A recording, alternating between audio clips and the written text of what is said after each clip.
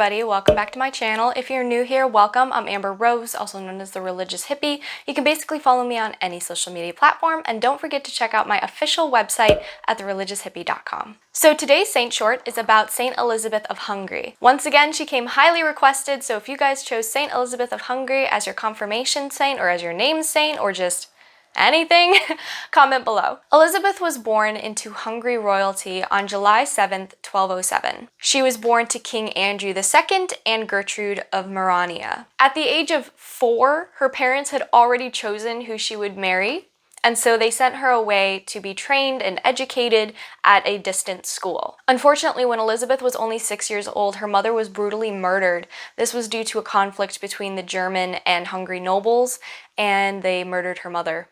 It was really sad. Elizabeth sought consolation through prayer, and she found happiness again when she finally married the man she was betrothed to, who was Ludwig IV, at the age of 13. Elizabeth and Ludwig loved each other very much. They had 3 children. One actually went into religious life, and then the other 2 became nobility. Ludwig constantly supported Elizabeth in her religious efforts of helping the poor and the needy, aiding to the sick.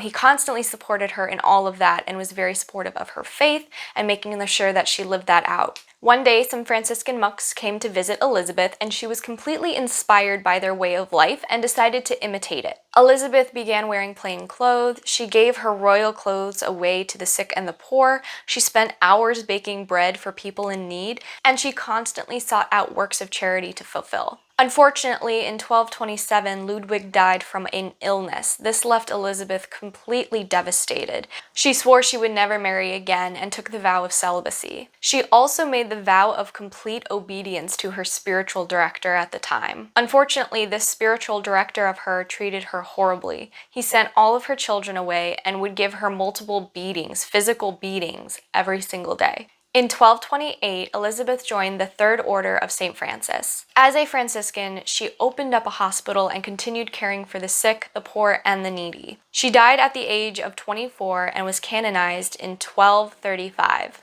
She is the patron saint of charities, bakers, brides, beggars, and the death of children. There is so much more that I could say about St. Elizabeth of Hungary. The amount of suffering that she went through with her spiritual director during that time was very hard for me to read. It's extremely inspiring how she clung to God this entire time despite all of the hardships that she went through. Her husband dying, her mother being murdered, her children being sent away, her own physical beatings, and yet still caring for the poor and still doing God's work. It's just absolutely phenomenal. I highly suggest you guys check out more about Elizabeth of Hungary. I'm posting her entire story below so that you can read about it. Of course, I only go over the brief outline and important parts of the saints' lives, but some of these saints have a lot longer history and more stories and things of that nature. And so I really want to inspire you guys to go check out her story. I've linked it below in the description, so definitely go check it out. And with all of that being said, that is it for this video. I hope you guys enjoyed St. Elizabeth of Hungary's story, and comment which saint I should do next. All right,